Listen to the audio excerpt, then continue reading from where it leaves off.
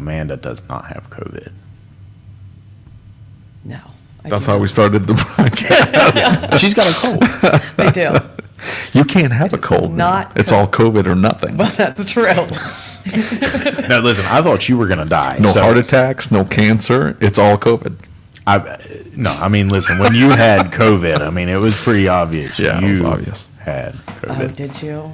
Yeah. I did. Oh, I'm sorry. Like, I was starting to wonder, like, I I'm talked good to some. now. I gave it to my wife, my 2 kids. I'm super immune now. People cough around me. I'm like,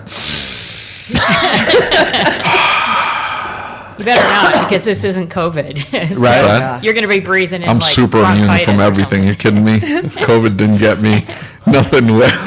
It's because those itty bitty little viruses are like, Well, this one seems didn't. a little annoying. This one got all up on me, and I was dying. It was awful. I really thought you were going to die for a little bit. I really did. I was hoping to die. Oh, my That's how bad it was. Yeah. Yeah, like I didn't have any other symptoms. I had fever on and off, but it felt like somebody was stepping on me, like squeezing my like middle part here, and it was painful to just lay down or get up, and then no energy. You had to plan the bathroom. Like it was a couple of hours. Like, okay, I got to get up and go to the bathroom. Yeah. I know I do. What I find interesting is that typically you complain all the time. I know you're really sick when you stop complaining. Like when you Oh no, I complain. I was whining the entire time. My wife, like, she left me in the bedroom and just closed the door, and she's like, I don't want to get sick. So it's just me, just rolling around, going. Okay, let me reframe that. You weren't complaining to me, so I knew it had to be bad. You weren't sending me messages about how stupid I was or why did I do that. Yeah, but it's just my normal conversation, like bitching about things. That's what I do. I didn't want to talk. Like, I didn't want to do anything. I didn't even want to watch TV or anything like that. Everything was boring. Like, that's probably the crippling boredom. And I'm not sure if it's that's affected his ADHD or if it was COVID. I've been good today. You've Toned it down. yeah, a little bit. Well, It's there you go. yeah, I really appreciate I it. can control it. So the big question. You right want to now- introduce them? Because we didn't. We weren't even live. Amanda Henry and Lori Johnson, the training coordinator, right? And you are the executive director of the Yes. AASP-PA.org. Yes. PA. /rules. So the big question is, I know we're in the event right now. Can people still register? There's people watching, asking questions. They could, yes. Yeah, they could come. We still have Yeah, a whole day they, tomorrow. They would have missed Yeah. morning seminars. Right. But they absolutely could still register if they wanted to. I mean, this is an amazing venue. Oh, it's a beautiful venue. Right. We love Kalahari. The staff is amazing. I think we've been to a Colorado. Me and my wife went up to Wisconsin Dells, and it was Yes. wild up there to see so many water parks in one area. But it wasn't like this. I mean, this is No. so much bigger, and Yeah. it feels newer. I don't know how old This- is this place. This venue was built in 2015. Okay, And then they that makes added sense on then. to the water park, I think in 2017 or 18. Yeah. And they added on to the convention space, unfortunate for them, I believe in 2019. Wow. So Yeah. right before They all doubled this. the convention space. Yeah, this is massive. I got out of the car and I'm like, holy crap, this got undersold. Like, Yeah. you have no idea. Because if you've been to like an indoor water park, you're thinking Great Wolf Lodge or something like that. Yeah. It's nice, but it's small. It's really made for kids and, go swim to the water park. That's not how this place is. This place is massive. Yeah, Yeah. it's a wonderful venue. We love it because it is, it's family friendly. Yeah. And that's what we love about having it here. Shop owners and techs, they can bring their families. So while they're in classes, their families, their friends, they can enjoy the water park, Right. the arcade, the rest of what the resort has to offer. Ziplining out over there. And I'm not sure it's open today because I think it's supposed to rain most of the day. Right. But they do. They have the zip lining, That's and there's pretty other crazy. activities just within the Poconos. The Poconos itself has so much to offer. But like on the property, no, what's yeah, the, you don't even have to the- leave the property. Yeah, they call it a gorilla walk or something like that. Like it's Yeah. up in the rope climb. or the rope thing. Yeah, rope like course, you- yeah. yeah. Rope course, well, zip lining. they have them indoors in Wisconsin Dells. But this is okay. outdoors and this is like way up. It was Yeah. bananas. And it's a beautiful time of year to visit the Poconos. It is. Yeah. Because Yeah. the leaves are all changing. Yeah. And, I mean, for There's- us, we're used to it because it's Pennsylvania and we get the Right. beautiful. Yeah, I was telling you, leaves of I know year. you're used to the trees and stuff like I that. mean, this but is just like home to me, you know, Yeah. same climate and everything, so. Right. I'm in Kansas, so it's just Oh, yeah, you don't, no trees. It's just flat, and that's not even that flat. It's just wide open plains. Mm-hmm.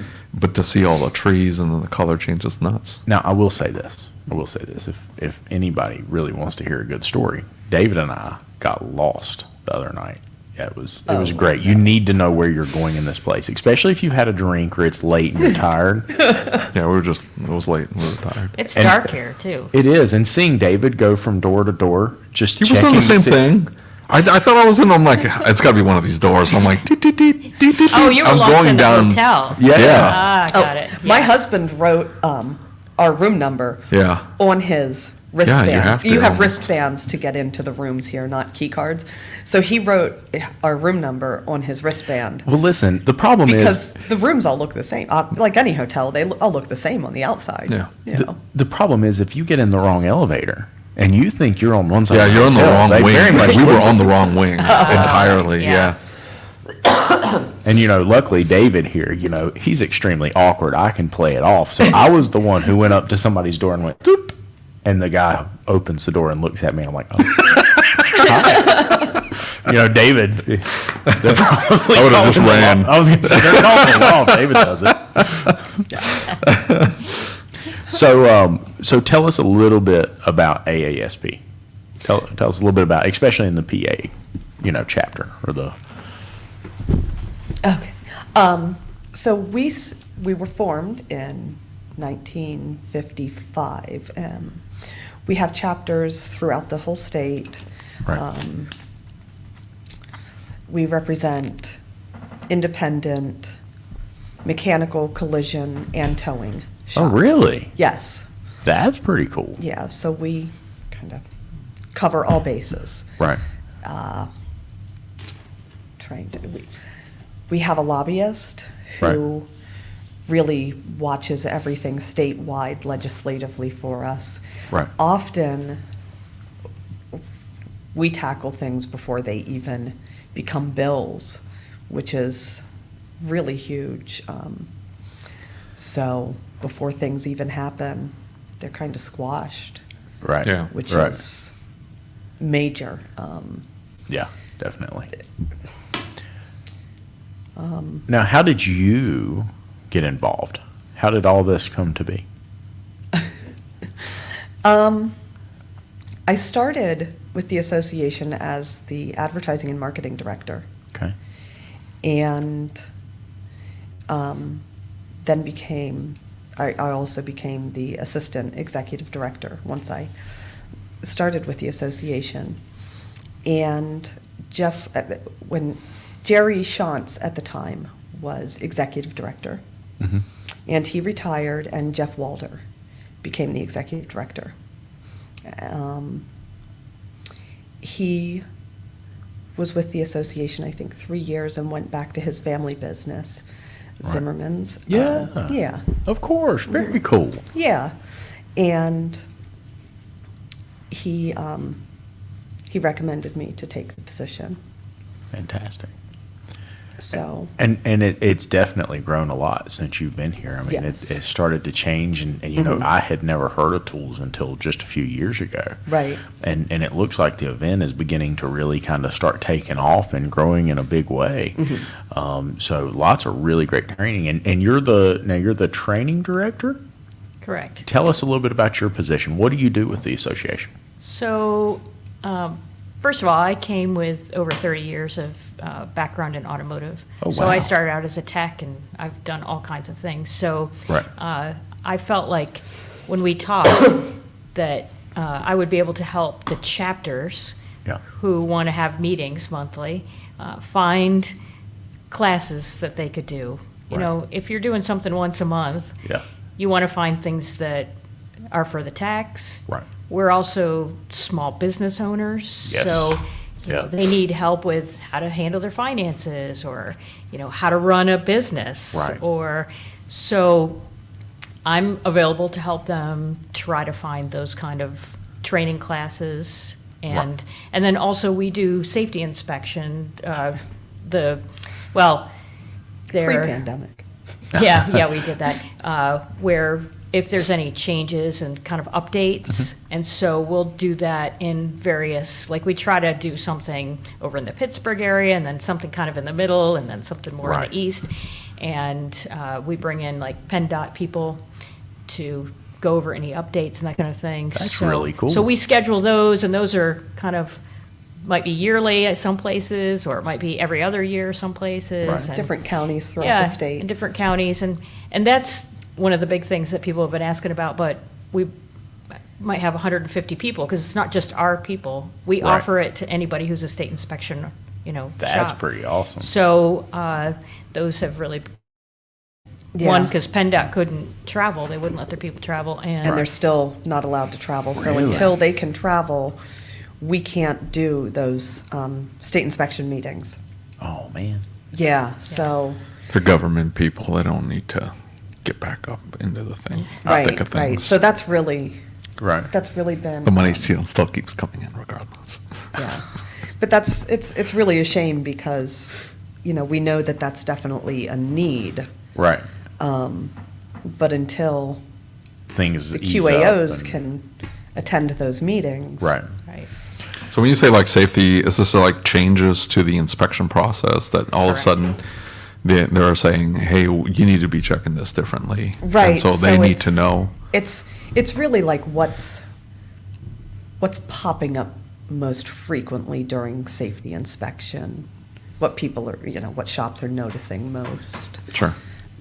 And also answering questions. And, We have yeah, somebody a there lot of that, questions. like, you know, rust is a big issue, and like, if it's rusted Right. here, does that fail? And so those conversations keep coming up, and they're trying to get clarification on, Right. you know, what passes and what doesn't. And it's an opportunity for the shop owners that come, or the techs, to really say, hey, we keep having this conversation about this particular thing. Is it right if we pass it for this, or should we not pass it for this? And so those are Right. conversations of questions that we'll answer too. And we have somebody with AASP that is available to answer any of those So questions. That's Jeff really cool. Walder is still on staff. Oh, He is- really? He's our inspection compliance director. That's pretty cool. And he jokes that he sleeps with the inspection manual at 10:45. Well, you know, Or Judy. So in our shop in North Carolina, right? That's one of the things that keeps coming up, is that so it's handled by the Bureau of License and Theft. Okay. And so the instructors who teach the inspection class, you got to go to an 8-hour class every 5 years, and they will tell you it is the inspector's discretion. Okay. Right. There's a lot of room in that, you Correct. know, and Gray so area. I was talking to the gentleman from License and Theft, the officer that handles it, and I said, you know, what about this? And he said, listen, everything in that manual's at the inspector's discretion until it's not, and then it's my discretion. And Exactly. I'm like, whoa, I don't want to get into that category, you know, like, Yeah. and so, for instance, in North Carolina, it's a safety inspection. It doesn't say anything about corrosion. It doesn't say anything about rusted brake lines. And so, you know, we're talking about, I'm like, you and I both know that brake line is going to bust. He's like, right, can't fill it for that. Are you serious? Yeah, can't fill it for that. Okay. How is that not safety? Well, because you're not supposed to look for that. Right? You're only supposed to do a certain category of things. If you start really looking for stuff, they get upset with you. Right? Like you can say that there's something, the way the brakes are written is basically if you hear them grinding or you can visually see that they're grinding, then you can fill it for safety. Don't they, I mean, we're required in Pennsylvania to pull at least 2 wheels of the 4. No, you will get in trouble if you pull wheels in North Oh. Carolina. And see, most of the shops, if they're smart, because I used to teach the safety inspection class to people who got trained. Right. And so I would always say, I'm pulling all 4 wheels. You're Right. required to pull 2, but everybody knows that a caliper can hold up on one wheel and not Exactly. another. So I'm going to check all 4 for the customer. Yeah. And But, I mean, we have a book. How and much we are they have- charging for this? For that class? No, for the inspection Every in shop's Pennsylvania. different. It's done on a pay, I mean, you can pick your own price. Can you really? Yes. But So- The and sticker You guys are prices. what, $13? We got to be 1360. We can't charge more than 1360. well, that's a problem. Yeah. I guess because- the issue though is like Adam over there is probably charging $165, and then To the be, and not that anybody can hear this, but to be competitive, you can only charge about Right. $25 to $30. Yes. For a state inspection. It's gonna take an hour. Usually see that's the thing though. $35. Like so yeah, 25 $35. bucks. I mean, you're losing your rear end doing it for anywhere near Well, that. So here's the deal, because these are small shops, and this is a guarantee that that car gets in front of them every year, right? So it brings customers into the shop. So it's one of the reasons, that Pennsylvania wants to keep that for these small Right. shops, to bring them in. So it's an opportunity as well. So while you're saying, okay, majority of people, I don't even know if majority, you're gonna find something most likely on a car Yeah. once a year that comes in, Sure. breaks at least. So it's putting the car in front of you. If it's, like I say, $35 is about what it is, and we do emissions as well. So now we're talking $60, $70 Right. for both of those things. Now, it's not a lot, the emissions anymore, because all we're looking for is that check engine light to be on. If that's not on, Right. then we know it's gonna pass, so that doesn't take that long. You guys don't check for readiness monitors? Yes, if somebody disconnected their battery and Yeah. then they came in, they're like, my light's not on, yes, the monitors have to run. I think Okay. 8 out of 10 or something like Yeah. that, but otherwise, that wouldn't take that long. So now Yeah. you've made $60, right, from this person, and if there's something more with the car, and it puts you in front of that customer to give you an opportunity to do more work and to be the kind of shop they want to come to. Right. Sure. So I think you're right. For the people who, like me, I take care of my car, so when I go in, I'm in and out because Yeah. they're not going to fix anything. If they find anything, I'm going to fix it. But that's rare. Yeah. Well, so let me ask you a question.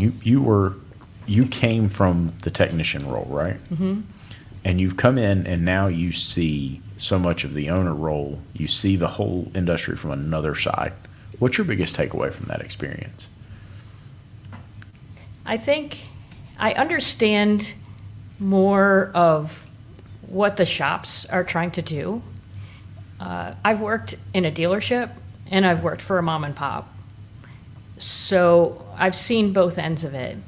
And I think it's very different being a tech for either one of those. Right, right. Because, if you're in a dealership situation, you might not have as much input in the overall of what Right. goes on. Where if you're in a family-owned, you might really be part of that. Right, part of the culture, and Right. part of the Right. management decision. So I think that as a tech, people need to decide what they want to be a part Right. of. Do you want to just come in and go home at the end of your shift, or do you want to actually be involved with these customers Right. on a day-to-day Part kind of a thing? family, part of Right, something more. Right. So I think that is a major thing, and I enjoyed the smaller shops actually Right. better because I do like the people part of it. I don't Right. want to push somebody through and just keep, okay, yes, their car needs this and this and this, and let's try to get them for this or whatever, because we're so big. Right. We're here to serve clients, make sure their vehicles are Right. safe and reliable for them Right. and their family. But the smaller shops, they're local families, and that's what we're seeing here. And that's why I think our organization is important, because we offer them opportunities and things that some of those big companies have Right. as a group. Because as a group together, then we have more power, Yes, right? I We have agree. more bargaining power, we Right. have a bigger voice. And so that's, I think, a great reason for people to join organizations like ours. I agree. And something that I heard yesterday, we were talking about you a little bit yesterday, and one of the things we always hear is that you have to start them young, right? Correct. We've got to get them involved young. We've got to get the potential new folks coming into the industry involved young. Now, the reason I say that is because, I remember being a young kid working with my dad or my uncle, working on the cars in the garage, and those were the best times of my life. I mean, I loved that, and I still look back on it and think, man, that's how I got here in one way or another, And yet in the world we live in today, and the culture we live in today, we don't see that as much, right? It's not as much of an opportunity as it was. Heck, a lot of houses don't even have garages anymore, you know? So we see so few that actually get involved with that. I'm big with the apprenticeship program and involved with the high school and seeing those kids come in, and I see how many don't even get the opportunity to work on a lawnmower, right? I was like 10 years old taking lawnmowers apart, putting them back together. Dad's like, listen, if you don't start putting some things back together, we're not going to have anything to drive. You need to do something. Well, you're not seeing hands-on anything happening now. And in the automotive industry, I do have to say that it's much more difficult because everything is so much more technical. Yeah. I mean, I worked for 8 years at the community college in Philadelphia, and we have a Right. 2-year degree program there in automotive. Right. So we're training these students that come in.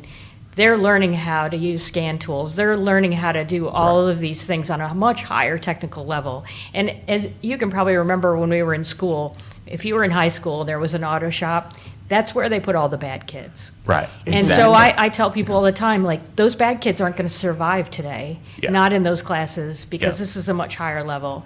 And so it's hard for, anybody to take their kids out and say, come on, we're going to open the hood and Right. I'm going to show you how to do this. You open the hood and there's a big piece of plastic. And you're like, Yeah. okay. Well, what's interesting about that is because that's something that Eric Mortensen is a good friend of mine. He runs the high school program, and our local high school is one of the most amazing repair shops you'll ever see.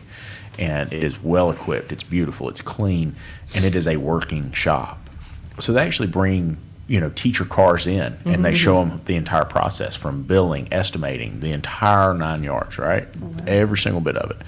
And so when you talk to Eric and see the way they go about it, it was so neat because, Eric was a Volvo Master Tech. And to be a Volvo Master Tech, you've just got to be insane, period. But long story short, we're talking to Eric, and he says, I want to get the guidance counselors involved. Now, he's a new teacher, right?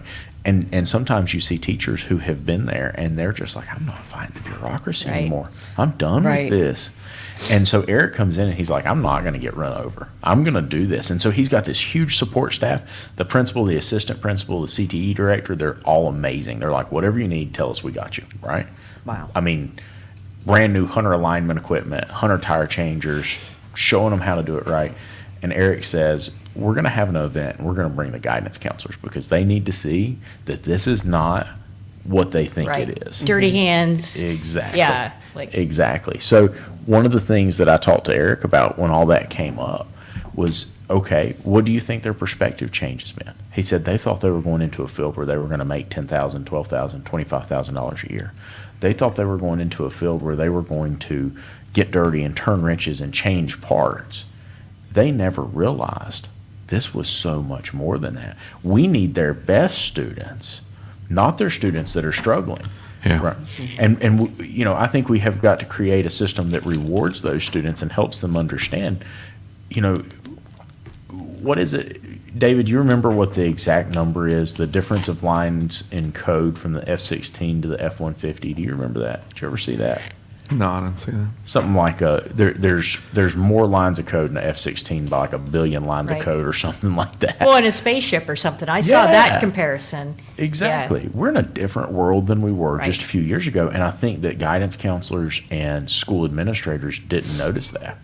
One of the things we talk about all the time is like NATEF credentials. When have you rebuilt an alternator? Especially in independent shops, you rebuilding transmissions. Very few of us are. Have you adjusted a carburetor lately? Do we really need this in the NATEF credentials? Yeah. Come on now. Let's be real about this, Yeah. guys. The brushes in the alternator, you're not doing that? Yeah, I mean, so I think that we've kind of got to take a step back and look at what they're being taught.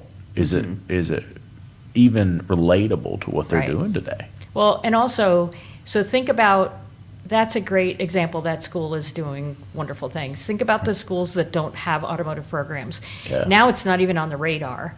Exactly. And for me, it's been really important for women in the field.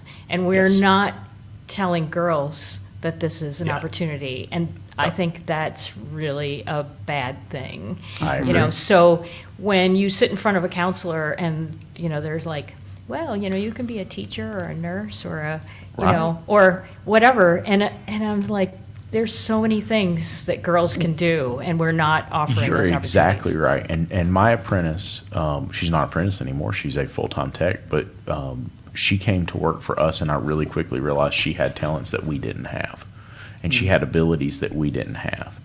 And you look at, for instance, Jasper Engines and Transmissions. Do you know who does the majority of their transmission rebuilds? Women do the transmission Yeah. rebuilds. And if you ask why, it's because they're more skilled at it, and they're better with the small parts and the theory of operation and the organization of the process. Right, they're than the more men. precise about what they, Exactly. right, and it goes back together, right? And Yeah. well, and in dealerships and that kind of thing, what we found too is that the dealerships that had women who worked on cars, the cars were cleaner.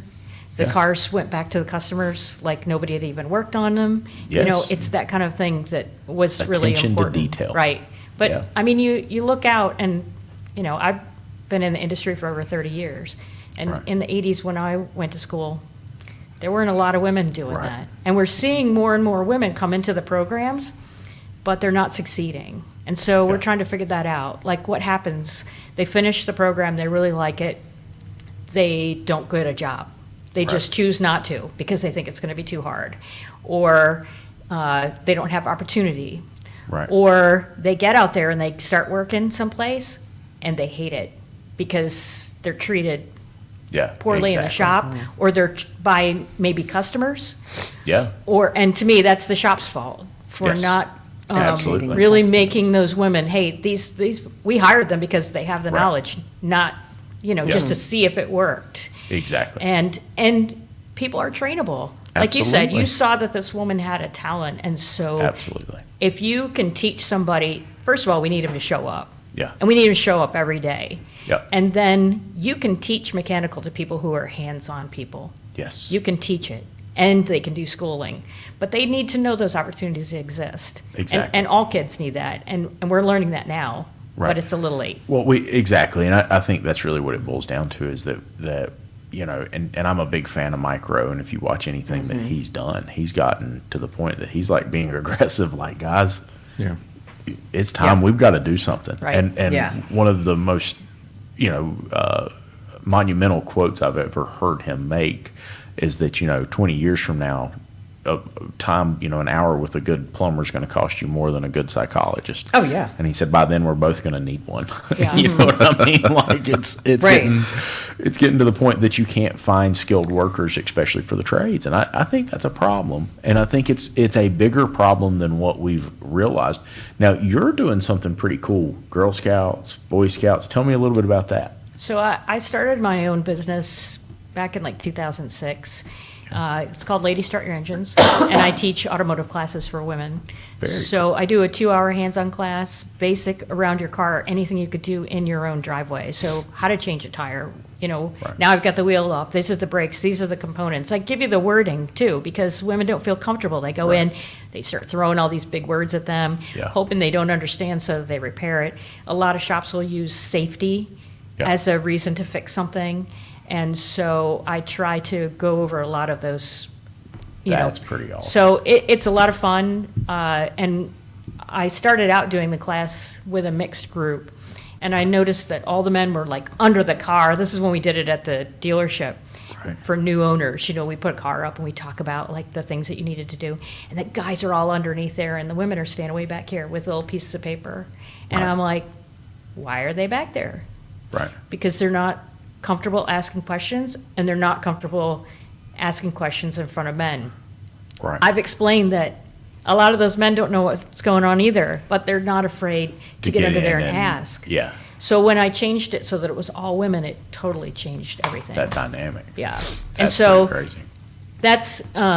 that's been going really well, and there's only a few people that do that, Right. and I know most of them across the country, the women that are doing that, but I've been working with Girl Scouts because, Right. again, let's get them while they're young. Girls love to do this kind of stuff. Oh, yeah. Oh yeah, let me put the hood up and let me check the oil, and they Right. think it's great. So let's start them with. They may not choose this as a career, but At let's. least they know how to. Yeah. Yeah, do it. and women are. If I break down on the side of the road, there's a really good chance that some bad person's going to pull over and Yeah. not help me. So, Act like they're going to. yeah. Yeah. Yeah. And I'd rather know at least about what's going on so I can say, you know what, I need to get the car towed. I'm just going to call and get back in my car. Exactly. Yeah. So it's also a safety issue for women. Yeah, especially, and I think about my daughter. I'm sure you think about your daughter in those scenarios. And, you know, we want them to be safe. We want them to be taken care of. We Right. want them to, you know, and so luckily my daughter, his daughter, you know, they've got shop owner dads. They know, Right. We're Right. teaching them. But it is something really important, especially for those that don't have that opportunity. You know, and I said, I can't remember where I saw this. I think it was yesterday where I saw somebody say, hey, do you think there should be a required class about learning how to change a tire, check your oil, Yeah. do the basics? I mean, how many cars do we see that have thousands of dollars worth of damage because they didn't check the Right. oil, they didn't do something simple, basic maintenance. They depended on somebody else to do it for them. Or didn't even know. Exactly. You know that light comes on? I don't know what that is, but Yeah. I'm just going to keep driving. It's got a teapot light. Yeah. Right. Is the Have tea you ever ready? seen the meme of just the different lights and the joke? Yeah, what they look like. What We they know think they they're are. jokes, but of, Yeah. I can't even think of any of yeah, them yeah. now. Yeah. But What was it? It was the one where it said, my car won't start and there's a man sitting on a toilet. Right, Remember right, that? things It like was that, negative yeah. four. Yeah, Yeah. we know what they really mean, but Well, I mean, Ugh. you know, and that's what's interesting is because, you know, when I was talking to Eric, who's the high school teacher, some of the things that he brought up is that, you know, a lot of women didn't want to come into the class initially. Now he's got a wait list like 2 years long, right? It's impossible to get in the class because of what he's doing. But, you know, Bridget went through his class. Bridget comes in and she is, you know, we were just talking, I had an issue. I was out of town a while back and we had an issue. Bridget does the quality control in the shop. And she went to all three of the guys that had the ability to change the outcome of the scenario and told them all three different times, there's something wrong. You need to fix this. And it didn't get fixed. And it wasn't because they weren't listening. It's just because we had a misstep in our process. She picks up on details that we don't notice, Right. right? She picks up on things that we're not aware of. So I think that women in a repair shop is a beautiful thing. And I mean, you know, I think more shop owners, if you hire one woman as a technician, you'll hire more. Well, I think one of the things too that Amanda and I have talked about is connecting our members with some of these high school programs or the colleges and get these techs as they're learning Yeah. and bring them in, have them start working with you. You're going to get an idea of whether this is the kind of place that they can work. Then you can train them Yeah. along with the training that they're getting. And then by the time they're done with school, you've got this great employee that's already been working with you. Absolutely. And Knows it's a the win-win. process. You've got the school that doesn't have a problem, although right now the schools are not having a problem. The big Right. thing I'm hearing is they can't hold on to the students because people want them. Yeah. And I will say to any tech that, or a kid that's going to school, stay in. Yeah, finish Yeah. the program. Finish. Yeah. Just Yeah. because you took a transmission class doesn't mean you're going to go out there and start doing all these great, Right. wonderful things. You're not going to make $40,000 from taking one class. Exactly. Stay in, get your degree, or finish the program. That's on the shop owner though. Like we hired a 19-year-old to be sort of a helper, just, you know, fill in the holes. And he was in a program, and as soon as I hired him, he's like, well, I can start working tomorrow, full time. And I'm like, oh, no, how much school do you have left? I got like 4 months left. I'm like, you're finishing school. Yeah, like, that's Right. great. yeah, yeah, and good. Yeah. that's on the shop owner. I think that some of those places though, Your fault. the student is not helping because they go to, you know, some of these quick lubes or whatever, and they think, I'm going to come here and I'm going to be the top dog.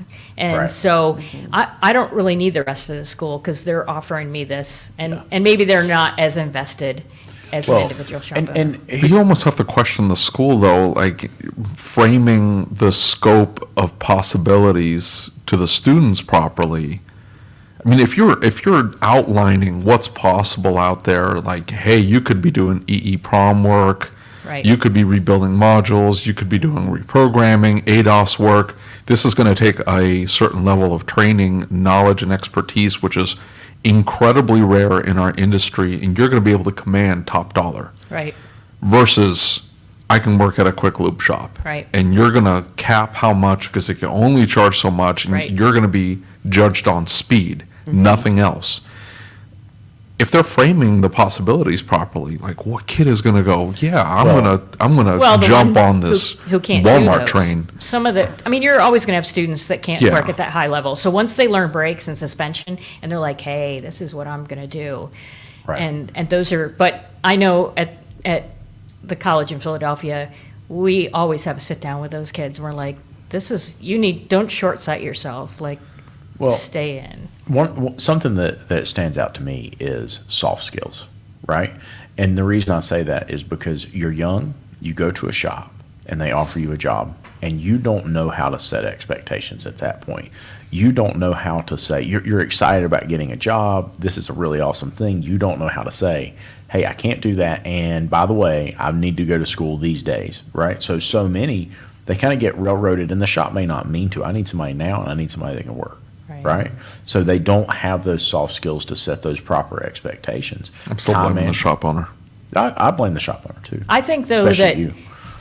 I think if we're going to work out a program where we're going to work with these high schools or colleges or whatever to bring these students in, then I think I would want to have a sit down with both of them and be very clear, because I'm all about education. Right. And I'm all about community colleges and the places that, these students, not everybody is academia, Right. but we're seeing now we need them. Guess Yeah. what? We need ditch diggers, and we need Yes, those. So absolutely. let's not discredit people for doing a job that's not a lawyer or Right. a doctor or what have you. Right. And so I think if we can explain all the benefits to the shops to understand, and also to the school to understand that, we're also going to need to have them be able to work hours. Right. And a lot of them have programs now where you come to school a couple days and then you go and do like internships and you work. Right.